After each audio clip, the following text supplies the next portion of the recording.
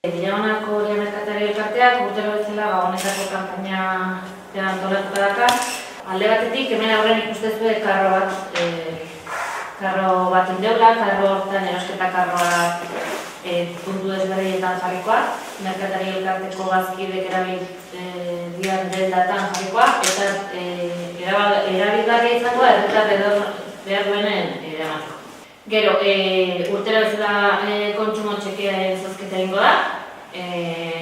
Abenduak 19-tikan urtarrilak 4 bitarte banatuko dio urtero bezala kupoi batzuk dendatan erosketak eta ituzunean betetzeko, eta horrekin batea izena bete, kutxetan sartu eta gero urtarrilak 10 ingoa zozketa 3 txekena.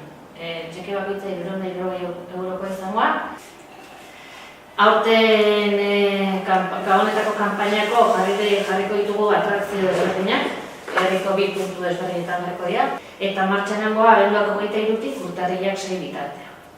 Herriko ikastetxe desberdinak egitea trukaketa antzeko bat, guk diru laguntza bat ematen zaie beraiei, eta diru laguntza horren truken edo beraiek etortzen dira tailer desberdinak burutzen.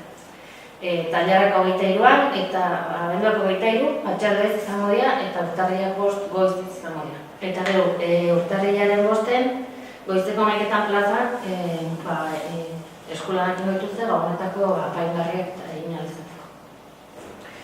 Eta, beste hortaz aparte, urtero bezala behartzenakin elkarlan bat burutzea, beraiek ateratzen duten xestutako zozketa hortan txeke opariak herrin kontsumitzeko emate dituzte, 3 xestutan, 13-14 eta 15-eko zozketan 200 euroko txekeak zozketatzen dituzte, xestuak ematea, eta 1000 euroko bat zozketatzen duen xestu hondiek.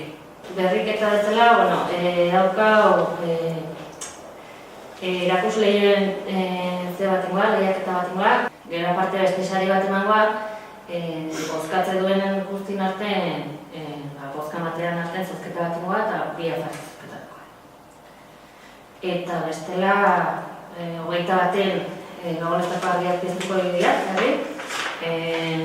aurten Merkatari Elkartetik egia da lanketa berezi bat indala, beti kale nagusia eta kale berria izatea gehien bat apaintzean argiekin, eta aurten erabaki izan pixkat, herri guztia izabaltzea deialdea. Eta egia da, gure aldetikan esan behar da, narrera oso ona izan dela, beste auzotatik jendeak gogoz hartu dula gien gaia, eta aurten herria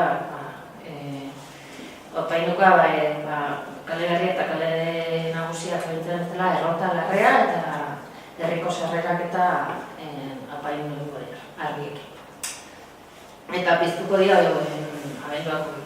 Esan behar dara bai, urtero bezala udaletxekin elkarlan bat indala, nalpien gaiakin, eta udaletxek bai parte hartzen dula argien